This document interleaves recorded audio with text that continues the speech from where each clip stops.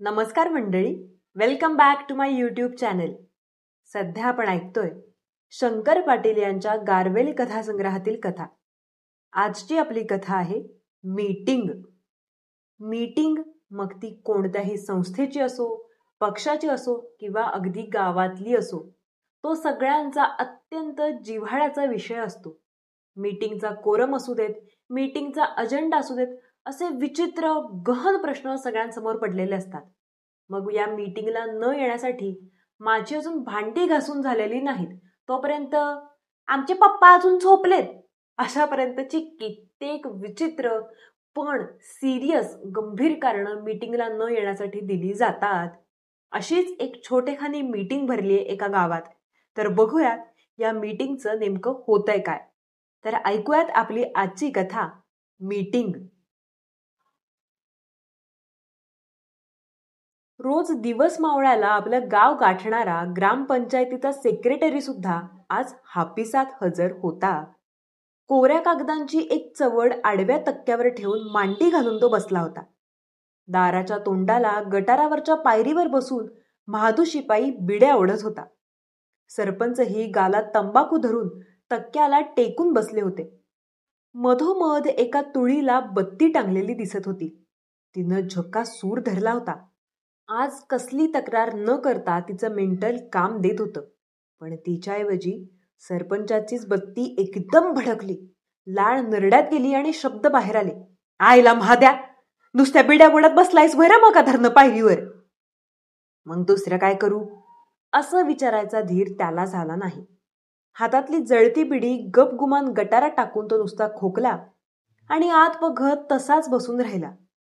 पुन्हा एक ख्यास मारत सरपंच म्हणाले, लेका आज मीटिंग आहे ना वर? वय हाय की जी. आणि मग आम्ही काय समाधी लावून बसायला हिथं आलोय का घरात काम नाहीत म्हणून हिथं येऊन बसलोय. यावर महादा काय बोलणार. एकवार खोकल्यागत करून तो सहज म्हणायला गेला, बागा की अजून कोणाचाच पत्त्या नाही. मी बघून काय करू र लेका, काय जाऊन बोलून आणू काय त्यासनी. आपल्या अंगावरचं झाडत महादा बोलला, 2 दिवसांमागच सगळ्यांनी सांगून आलोय की. त्याच्याच शब्दांत त्याला पकडून सरपंच म्हणाले, 2 दिवसांमागचं कसं आठवणीत राहील र त्यांच्या. तारीखवर 3-3दा सांगितलंय हो. तू 10दा सांगितलं असशील असं म्हणून त्यांनी विचारलं. पर आज सगळ्यांनी पुन्हा आठवण देऊन आलायस काय. महादानं पुन्हा आठवण करायला आज काही फेरी मारली नव्हती. हातनं गुन्हा घडल्यागत तो गप बसला आणि आपल्या दोन्ही हातांची कोपरं तक्क्यावरच्या कागदावर टेकवून सेक्रेटरी त्याला म्हणाला, सकाळची गोष्ट सांजी ध्यानात राहत नाही आणि 2 दिवसांमागचं कसं आठवणार रे त्यांना. असं विचारल्यावर महादा त्याच्या तोंडाकडे बघत राहिला आणि सरपंच एक खाकरा काढून म्हणाले, लेका दर्पणात बघितलं गत नुसतं तोंडाकडे काय बघत राहिलंयस रे. जा घर पुजून ये जा, सुट लवकर. तो निघणार एवढ्यात बाळा माळी एक हजर झाला. त्याला बघून महादा म्हणाला, माळी एक आला बघा. याकानं काय होतंय, अजून बाकीचं यायचं आहेत. तू हान गाडी पुढं घालूनच घेऊन याचं बघ. मग उभा न राहता पाय उचलून महादा सटक्यानं गावात निघाला. खरं म्हणजे आता टाइम झाला होता. अशा वेळी वर्दी द्यायला जाणं त्याला अवघड वाटत होतं. कारण कोणी जेवून झोपलं असणार तर कोणी जरा घेऊन बसलं असणार. महादाचं मन कचवचत होतं. तरी त्याला जाणं भाग होतं. न जाऊन काय करतोय. लोहाराचं घर आलं तसा तो थांबला. अंगणात उभा राहून उगाच एक खाकरा काढला आणि आत बघत हाळी दिली. बापसाहेब. लोहाराची बायको बाहेर येत म्हणाली, कोण गा. मी महादा शिपाईजी. का रे महादू. महादानं विचारलं. पंच काय करतेत. पंच निजल्यात की रे बाबा असं म्हणून तिनं विचारलं, का आलतास. आव मीटिंग आहे ना आज. मग काय बोलवाय आलतास. वय. मग तू आलतास म्हणून सकाळचं सांगतो त्यासनी. तोंडाकडे बघत महादा म्हणाला, आव मीटिंग आता हाय आणि सकाळ सांगून काय फायदा. खरं मागाशीच निजलं की रे ते. एवढ्या लवकर खालवर घालून पडलं असं विचारून तोच बोलला. मग आता कसं करायचं. गड्यात निजल्यास म्हणून सांग जा की. असं कसं सांगू असं म्हणून तो धीरानं म्हणाला, उठवलं तर बरं होईल. पुढे घालूनच घेऊन यायला सांगितले. मग तू जाते आणि हाक मारून बघ, असं म्हणून ती आत वळली. महादानही एक खाकरा काढून थूक बाहेर टाकली आणि घसा साफ करून तो आत सोप्यावर गेला. बापशा लोहार खालवर वाकड घेऊन तिथंच भिंतीला लागून पडला होता. महादानं टक लावून त्याच्याकडे बघितल्यागत केलं आणि बेतानं हाक मारली, बापसाब. एकाएकी तंबोऱ्याची तार तुटावी तसा घोटाळा झाला आणि तोंडावरचं पांघरून न काढता आतनच तो खेकसला. कोणते? मी महादू आहे हो. का रे महाद्या? मीटिंगला बोलावलंय हो. अरे चे आईला, मीटिंग आहे ना हो का? असं म्हणून तोंडावरचं पांघरूण काढत त्यानं सांगितलं. महाद्या, मी झोपलोय रे. काय बोलावं हे न कळून महादा तोंडाकडं बघत राहिला आणि बापशा म्हणाला, जा, झोप लागल्या म्हणून सांग जा. तसंच मागं फिरावं की काय करावं असा विचार करत त्यानं खडा टाकला. आला असता म्हणजे जरा बरं झालं असतं. का रे? सरपंच लय खवळल्यात, पुढं घालूनच घेऊन यायला सांगितले. ते झालं खरं, पर झोपलोय की रे मी. महादानं तोड काढली. तो म्हणाला, आहो असं का करत नाही? हिथं झोपायचं, ती तिथं येऊन पडा की. एका अंगाची कंबर मोडत बापशा बोलला, धाकल्या पाटलाच्या गाडीची आज धाव बशिवली. दिवसभर लई दमणूक झाली यार. आपला ठेका न सोडता महादा म्हणाला, अव मग तिथं येऊन पडा की. मधी उठून आणि चाबी देतो. आज चहाचा सार जमा हाय वय. वय वय, दूध ते सारं आणलंय. समजा तयार हाय बघा. असं महादानं म्हटल्यावर बापशा दुसऱ्या अंगावर वळला. काड काड कंबर मोडली आणि झटका आल्यागत करून तो चटशिरी उठला आणि एक चादर अंगावर घेत म्हणाला, चल तर मग, तुम्ही व्हा मोर. आणि तू? त्यावर बाकीची मेंबर आणि गोळा करून घेऊन येतो की. अजून कोणच आलं नाही होय? नाही, बाळामाळी एक आलेत की. आणि मग रे? त्यावर जाऊन एक झोप काढा की तुम्ही.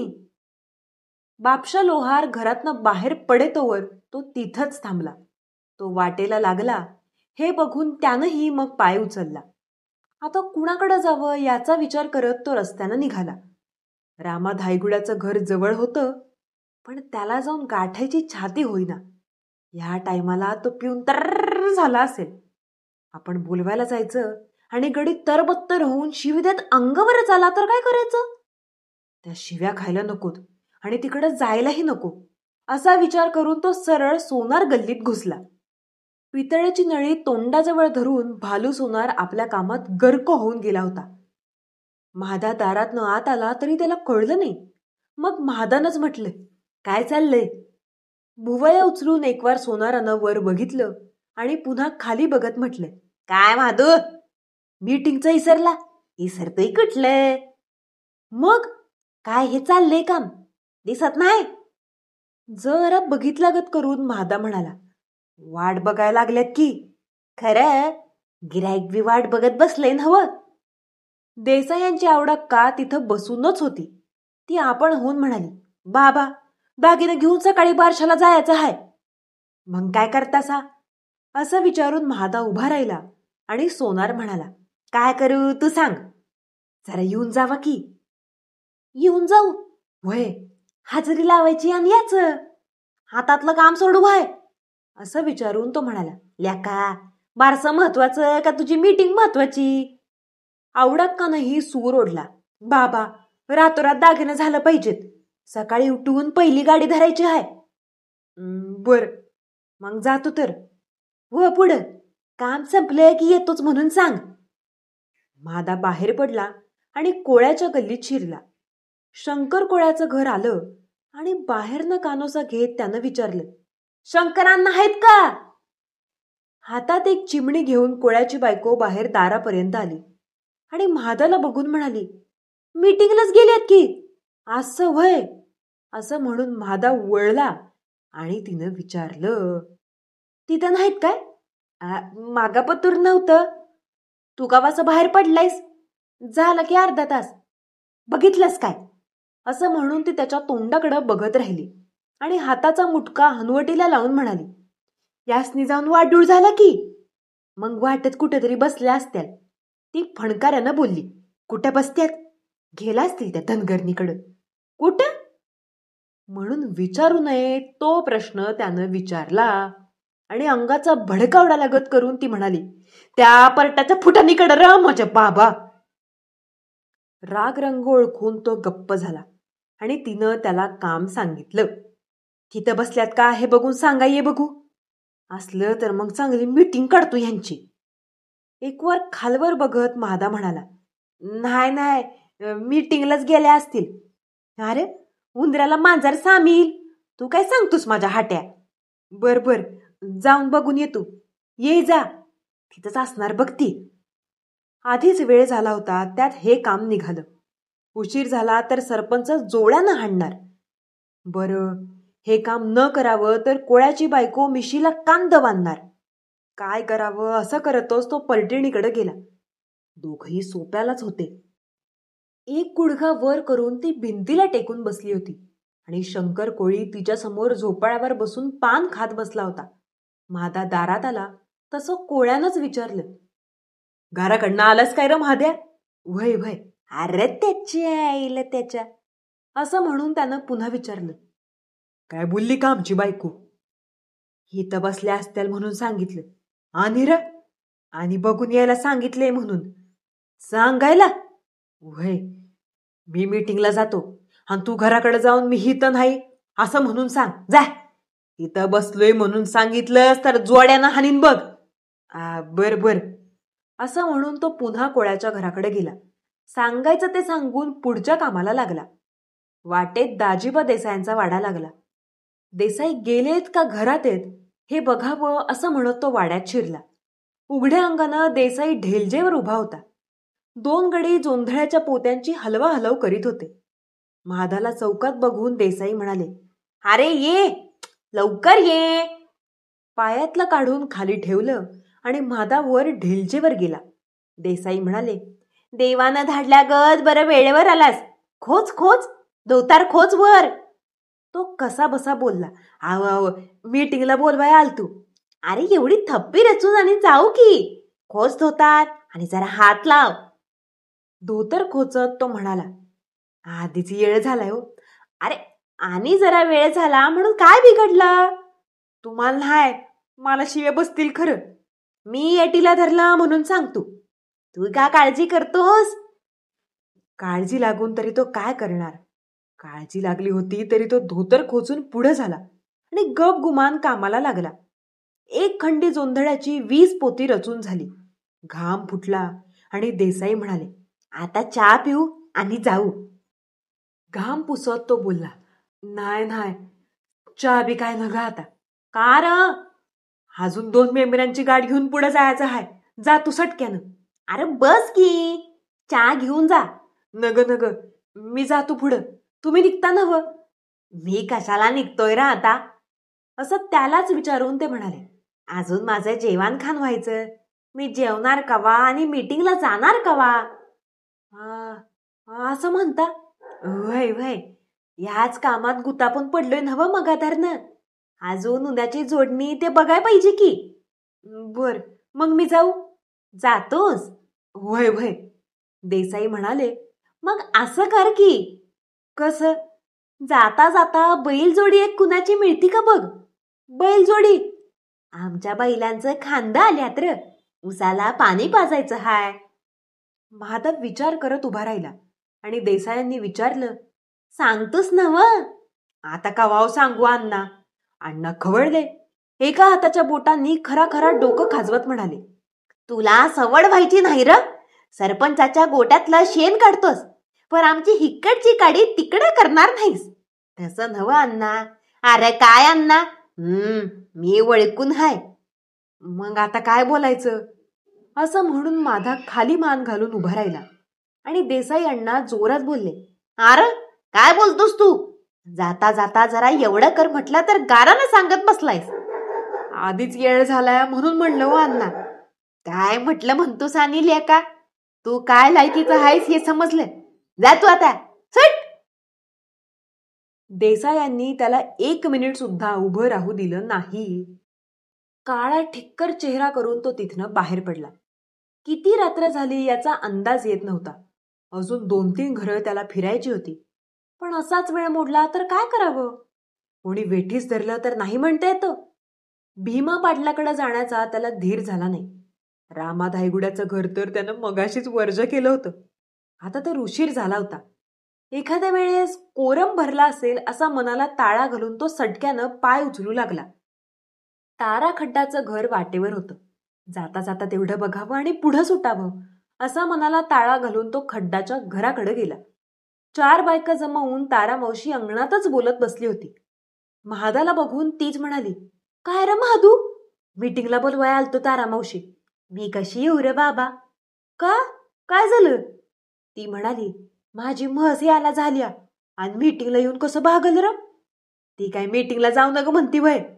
अरे मग इकडं तिचं बाळणपण कोण करल? काय लगेच येते काय? अरे तिचं काय नियमानी? तशी बस उठू लागली तर कुणाला तरी घेऊन यायला सांगा की. असं म्हणतोस? वय वय. तिला मोह झाला तशी एकवार ती गोठ्यात जाऊन चक्कर मारून आली आणि हातात एक कंदील घेऊन म्हणाली, चल बाबा, बायका बसल्या त्यावर जाऊन येऊ. एक दसऱ्याची शिकार साधावी तसा महादाला आनंद झाला. म्हातारीला पुढं घालूनच तो सपाट्यानं हापिसावर आला. त्याला बघितल्या बघितल्या सरपंचांनी डोळे वटारून ताव काढला. येरवाळी आलास बाबा, कावासा निघालता सर? काही सांगून फायदा नव्हता. एका खांबाला टेकून तो गप उभा राहिला. तारा मावशी ही हातातला कंदील बारीक करून खाली टेकली. तिला बघून सेक्रेटरी म्हणाला, आता कोरम भरला. सरपंच मात्र अजून तावातच होते. बाळामाळी बसल्या बसल्या डुलका घेत होता आणि बापशा लोहार भिंतीला लागून आडवा झाला होता. त्या दोघांकडं आळीपाळीनं बघत सरपंच आपली मिशी कुरतडत बसले होते. मग तारा मावशीनं आपली तपकिरीची डबी हातात घेतली आणि त्यावर बोटानं टिचकी मारत ती म्हणाली, का बसलाय? आता सुरू करा की काम. रामा धायगुडे एक येतोय का बघू. अशी वाट बघत बसला म्हणजे सगळी आडवी होऊन घोरायला लागतील. असं म्हणून तिनं हातातली डबी सरपंचांपुढे धरली. तसे ते म्हणाले, डबी कशाला देतीस तारा मावशी? मी काय तपकीर वडतो हे कवा? तुम्ही वडू नका. तर काय करू? एक चिमूटभर घ्या. आणि तो बापशाला वार बघा कसा घोरायला लागलाय. त्याच्या नागपुडीत कोंबा जरा. सरपंचांचा राग गेला. त्यानं तपकीर बापशाच्या नाकात कोंबला आणि बापशा असा शिंगा देत खडबडून जागा झाला. गडबडीनं त्यानं नाका डोळ्यांचं पाणी पुसलं आणि डोळे झाकूनच सेक्रेटरीला विचारलं, चहा झाला का? तारा मावशी म्हणाली, झाला म्हणू नको बाबा. का हो मावशी? चहा झाला म्हटल्यावर जीव देईल. त्यावर सगळी मंडळी खो खो हसली आणि डोळे चोळत बापशानं विचारलं, खरं सांगा की चहा झाला का नाही? हो सेक्रेटरी. मीटिंगच्या आधी चहा होय? म्हणजे अजून मीटिंग सुरू नाही होय. कशी होणार? असं सरपंचांनी विचारलं आणि लगेच बापशा पोटात पाय घेऊन म्हणाला, चहाची वेळ झाली म्हणजे मग उठवा. आणि मीटिंग हायच की मी. हे काय पडून ऐकतोय. ए बाबा, असं म्हणून तारा मावशी सांगू लागली, माझी याला झालेली 400ची म्हस गोट्यात बांधून आलोय आणि तुम्ही इथं झोपा काढता होय? ह्या बोलण्यानं बाळामाळीही जागा झाला. बसल्या बसल्या मान मोडत तो बोलला, झोप जायला आधी चहा करा. चहा घेऊनच मीटिंग सुरू करा. सगळ्यांचंच असं म्हणणं पडलं आणि मग महादूनं चहाचं आधण ठेवलं. स्टोव वाजू लागला तशा सगळ्यांच्या झोपा उडाल्या. बापशानंही चूळ भरून डोळ्याला पाणी लावलं तसा एक एक उठून चूळ भरून येऊ लागला. सगळ्यांनी तोंड तयार ठेवलं आणि कप बशी हातात येण्याची वाट बघू लागले. सगळ्यांचा चहा व्हायला अर्धा घंटा लागला. मग कोणी बिड्या पेटवल्या, कोण पानाचे देठ खुडत बसले आणि एक बिडीचा भक्कम झुरका घेऊन बापशा म्हणाला, चला आता जाऊन गप्प पडवानी. आणि मीटिंग आता ती कवा सुरू व्हायची आणि सपायची कवा? बाळामाळीही म्हणाला, आताच बक्कळ रात्र झाली. सरपंच म्हणाले, मग होईना. चहा झालाय नव? चहा झालाय खरं, पर मला येरवाळी उठून आणि मोठ धरायची हाय. शंकर कोळी उठून पायात पाय घालत म्हणाला, निम्मी रात्र गेली आणि कसली मीटिंग घेता आता? पुढच्या आठवड्यात ठेवा. हा कोळी. असं म्हणून सरपंचांनी त्याला हाक मारून म्हटलं, या या कुठं निघाला? आओ 12 वाजे आला असतील की. वाजू द्यात, या इकडं, असं म्हणून त्यांनी सेक्रेटरीला विचारलं. अजेंड्यावर काय हाय, आवरा बघू लवकर आता. उठून निघालेली माणसं कशीबशी बसवून ठेवली. सेक्रेटरीनं कागद हातात घेतले, एक वार अजेंड्यावरनं नजर फिरवली आणि आता काही बोलायला तो तोंड उघडणार एवढ्यात बापशानं तंबोरा जुळवून सूर लावला. त्याचं घोरणं सुरू झालं आणि डोळ्यात पेंग घेऊन बाळाबाळी उठला. अंगावरची चादर झटकली आणि कोपरा धरून त्यानं पाय लांब केले. हाताची उशी डोक्याखाली घेऊन तो गडद झोपी गेला. हे बघून सेक्रेटरीनं विचारलं, काय करू? सरपंच रागानं म्हणाले, विचारता काय, मीटिंग सुरू करा. आणि अशा प्रकारे मीटिंग सुरू झाली. ही होती आपली आजची कथा, मीटिंग. मीटिंगला सर्वांना अक्षरशः हाताने ओढून आणावं लागलं आणि सगळे मीटिंगला जमल्यावर मीटिंग मधलं खरंच कोणी काही ऐकलं का? अजेंडा नक्की काय होता हे कोणाला सकाळी उठवलं आणि विचारलं तर आठवेल का? ही मोठी एक गंमतच आहे. अशा विचित्र गमतीशीर मीटिंगचा अनुभव तुम्हाला नक्कीच आला असेल आणि जर असे अनुभव तुमच्याकडे असतील तर प्लीज ते माझ्यापर्यंत नक्की शेअर करा आणि आपल्या चॅनलला सबस्क्राईब करायला विसरू नका. व्हिडिओज आवडत असतील तर तुम्ही चॅनलची मेंबरशिपही घेऊ शकता. लवकरच फक्त मेंबर्ससाठी असणारे व्हिडिओज आपल्या चॅनलवर येणार आहेत आणि अर्थातच तुम्हाला व्हिडिओज आवडत असतील तर चॅनलला सबस्क्राईब करायला विसरू नका. भेटूयात लवकरच पुढच्या मीटिंगमध्ये, व्हिडिओमध्ये. थँक्यू.